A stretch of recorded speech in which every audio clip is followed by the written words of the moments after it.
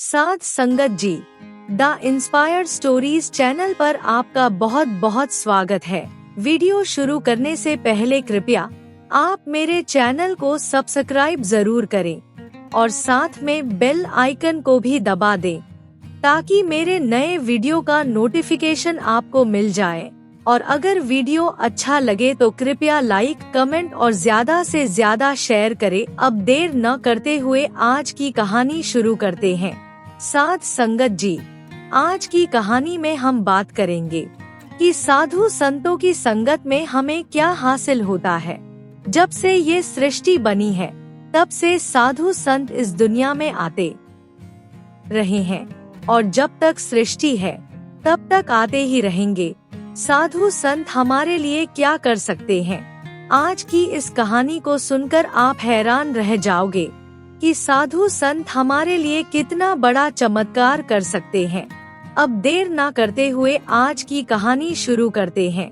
साध संगत जी, प्राचीन समय की बात है। एक गांव में जग्गा नाम का चोर रहता था। वो बहुत ही शातिर चोर था। उस चोर से आसपास के लोग बहुत डरते थे। जग्गा का ये खानदानी काम था। पहले उसके पिताजी भी यही काम करते थे, अब जग्गा भी यही काम करता था। जग्गा का एक बेटा था। जग्गा चाहता था कि वो भी चोर बने। जग्गा के बेटे का नाम साधु सिंह था, लेकिन उसको ये काम बिल्कुल पसंद नहीं था। वो भगवान को मानने वाला एक नेक दिल इंसान था। उसकी उम्र अभी 12 साल थी। वो अपने पिताजी से छुपकर रोज गुरुद्वारे जाया करता था। वहाँ जाकर वो कीर्तन सुनता था। उसको साधु संतों की संगत बहुत अच्छी लगती थी। उनकी संगत में रहने के कारण साधु सिंह छोटी उम्र में ही भगवान का नाम जपता था, लेकिन जग्गा को ये बिल्कुल पसंद नहीं था। उसने साधु सिंह को इस रास्ते पर जाने की रोकने की बहुत कोशिश की, लेकिन साधु सिंह फिर भी घर में बिना किसी को बताए वहां चला जाता था। इसी तरह से समय निकलता गया। साधु सिंह अब 20 साल का हो गया था। एक दिन जग्गा ने उसको बुलाकर कहा, बेटा अब तुम बड़े हो गए हो, इसलिए अब तुम हमारा खानदानी काम जो पहले मेरे पिताजी करते थे और अब मैं करता हूँ, इसलिए अब मेरे साथ ये काम शुरू कर दो। साधु सिंह ने अपने पिता की बात सुनकर कहा, पिताजी मुझे ये काम बिल्कुल अच्छा नहीं लगता। हम मेहनत करके कोई अच्छा सा काम करते हैं।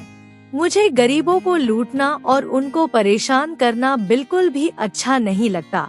लेकिन जग्गा ने कहा, हमारी सातों पीढ़ियां यही काम करते आई हैं और तुम्हें भी यही काम करना है। मैं तुमको ये काम अच्छी तरह से सिखा दूंगा। साधु सिंह अपने पिता की बात सुनकर मायूस हो गया, क्योंकि वो तो लोगों का भला करना चाहता था, लेकिन उसके पिताजी तो उसे बुराई के रास्ते पर चलने के लिए बोल रहे थे। लेकिन फिर भी उसने पिताजी का दिल रखने के लिए उनको हाँ बोल दिया। लेकिन उसके बाद साधु सिंह को बिल्कुल भी चैन नहीं आया। अगले दिन वो सुबह सुबह गुरुद्वारे गया। गुरुद्वारे में एक महात्मा आए हुए थे। साधु सिंह उनके पास जाकर रोने लगा। महात्मा ने उसके रोने का कारण उससे पूछा। तब साधु सिंह ने सारी बात उनको बताई।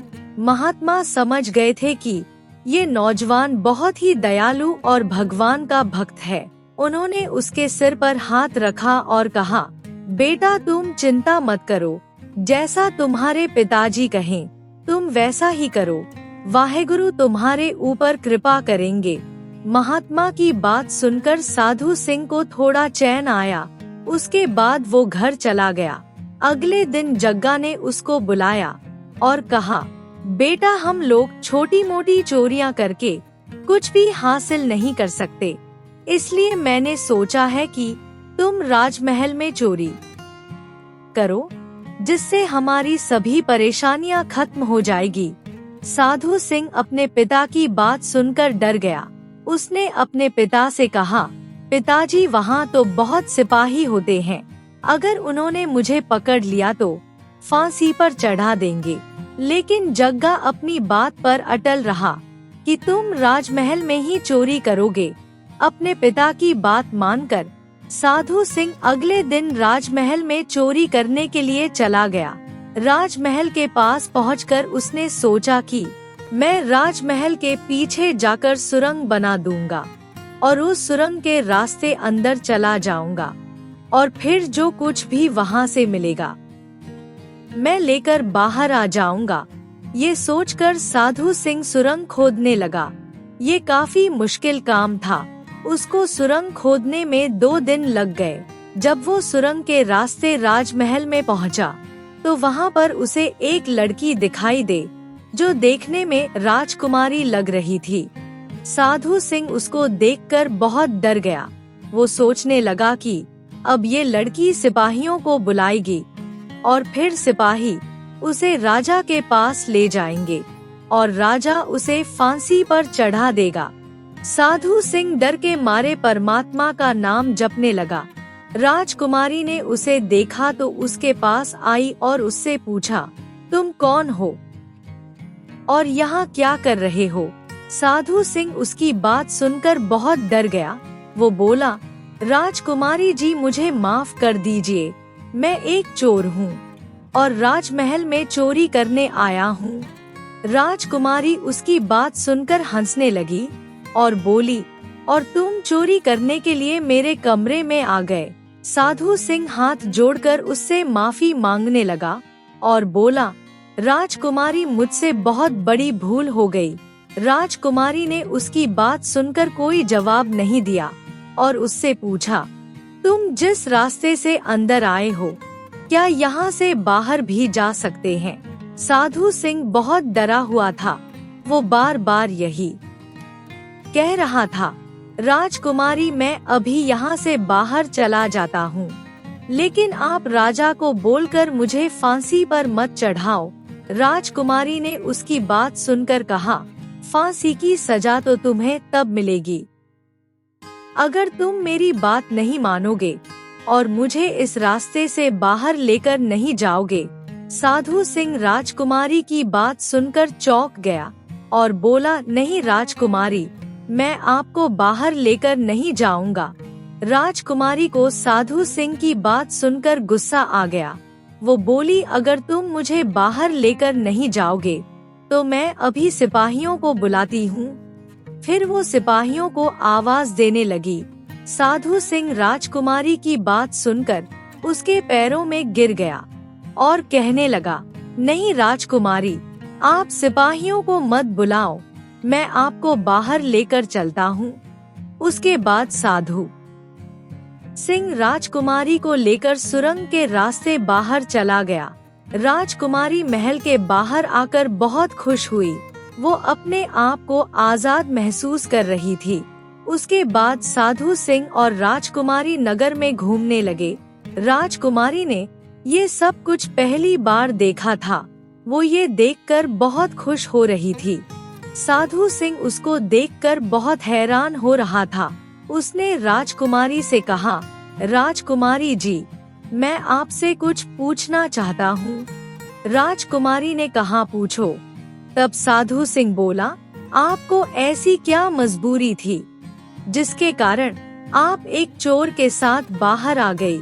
राजकुमारी उसकी बात सुनकर हंसने लगी और फिर बोली, क्या तुम मुझे ये खूबसूरती रोज दिखाओगे?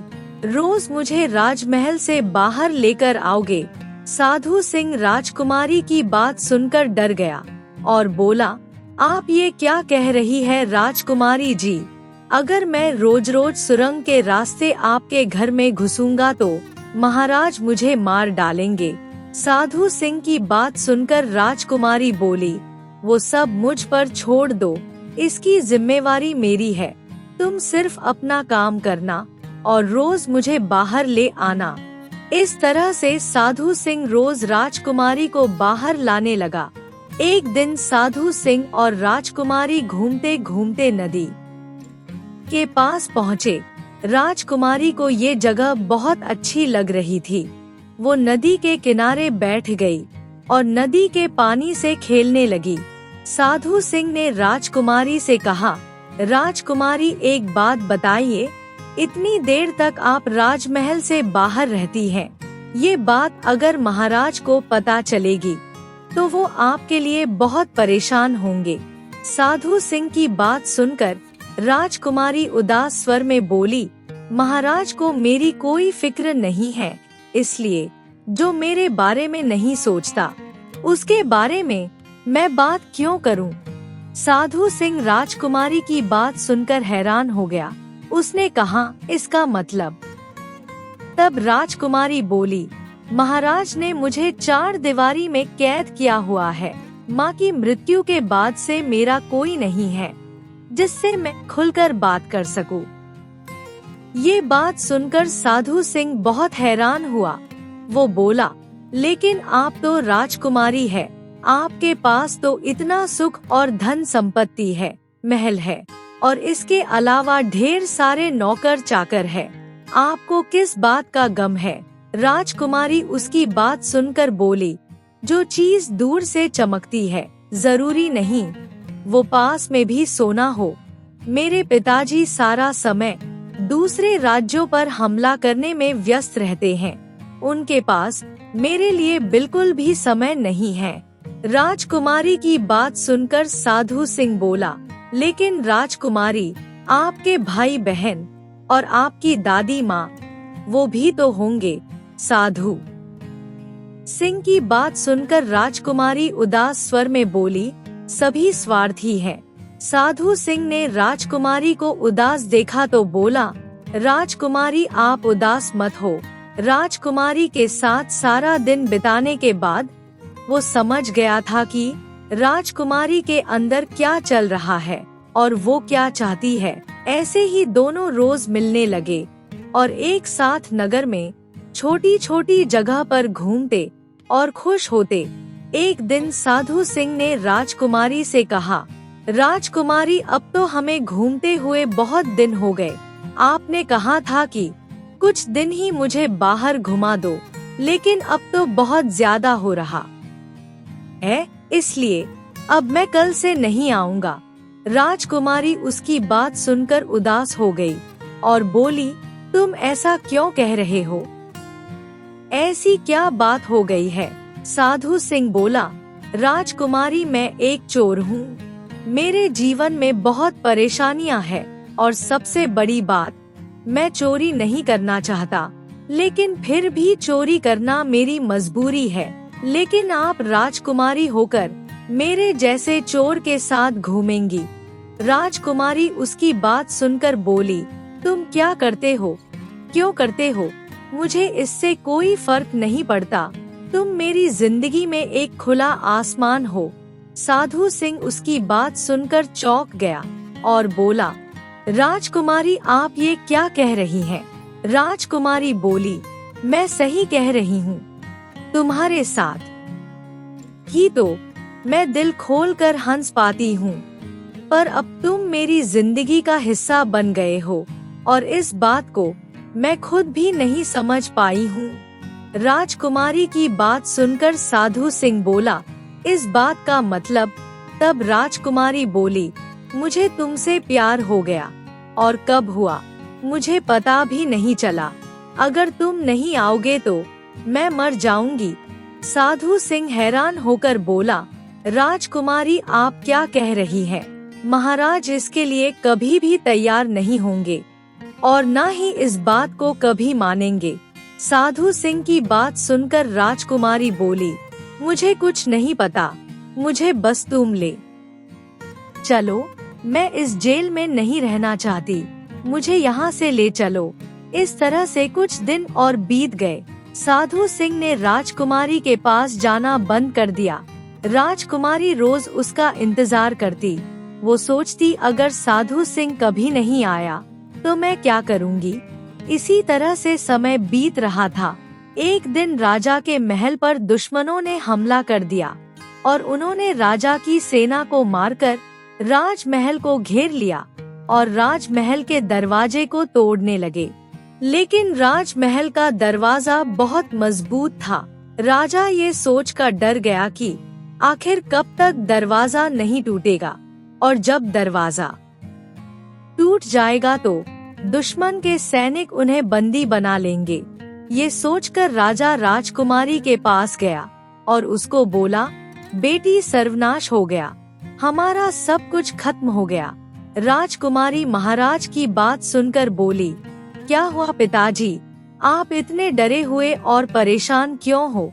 महाराज ने कहा, हमारे शत्रु राजा ने हमारे ऊपर हमला कर दिया है और राजमहल को चारों तरफ से घेर लिया है और अब राजमहल के दरवाजे को तोड़ने की कोशिश कर रहे हैं। अगर वो राजमहल के अंदर घुस आए तो सब कुछ खत्म हो जाएगा। राजकुमारी घबराकर बोली, पिताजी अब क्या होगा? या दुश्मन हमें नहीं छोड़ेंगे? तभी बाहर से कुछ आवाजें आने लगी। महाराज ये सुनकर डर गए। वो समझ गए थे कि दुश्मन अंदर घुस आया है। वो डर के मारे बोलने लगे, सब कुछ खत्म हो गया है, मेरी संपत्ति, मेरा राज्य सब बर्बाद हो गया, मेरी सारी इज्जत मिट्टी में मिल जाएगी, क्योंकि दुश्मन अंदर आ गया है। राजकुमारी महाराज की बात सुनकर बोली, महाराज इस समय सबसे जरूरी क्या है, हमारी धन संपत्ति या फिर हमारी जान? महाराज उसकी बात सुनकर बोले, बेटा धन संपत्ति तो हम फिर कमा लेंगे, इस समय सबसे ज्यादा जरूरी हमारी जान है, क्योंकि जान चली गई तो कुछ नहीं बचेगा। महाराज की बात सुनकर राजकुमारी ने कुछ सोचा और फिर बोली, पिताजी इस समय मैं सबकी जान बचा सकती हूँ, पर आपको मुझसे एक वादा करना होगा, मैं जिसे भी चाहूंगी उससे ही शादी करूंगी। महाराज उसकी बात सुनकर बोले, बेटी क्या तुम पागल हो गई हो? इस समय हमारी जान बचानी मुश्किल हो रही है और तुम शादी की बात कर रही हो। राजकुमारी बोली, नहीं पिताजी, आप पहले मुझसे वादा कीजिए।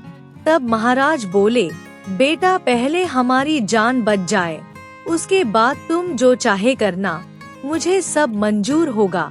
राजकुमारी महाराज की बात सुनकर हंसने लगी और फिर बोली, ठीक है पिताजी, आप लोग मेरे साथ आइए। ये कहकर राजकुमारी सबको लेकर सुरंग के पास आ गई। उसी सुरंग के पास जिसके अंदर साधु सिंह रोज उसे लेने के लिए आता था। सभी लोग उस सुरंग के अंदर दाखिल हो गए और फिर राजमहल से काफी दूर बाहर निकले। बाहर निकलकर महाराज हैरान होकर बोले, ये सब क्या है बेटी? ये सुरंग यहाँ पर कहाँ से आई? मुझे बताओ बेटी। राजकुमारी महाराज की बात सुनकर हंसने लगी और बोली, पिताजी इसके बारे में हम बाद में बात करेंगे, पहले आप बताओ कि आजाद होकर आपको कैसा महसूस हो रहा है? महाराज ने कहा, बेटी जीवन से बढ़कर क्या हो सकता है? ये खुला आसमान देखकर जो सुकून हमें मिल रहा है, वो सुकून और खुशी इस संपत्ति में बिल्कुल भी नहीं है। उसके बाद राजकुमारी सबको लेकर नदी की तरफ चल पड़ी।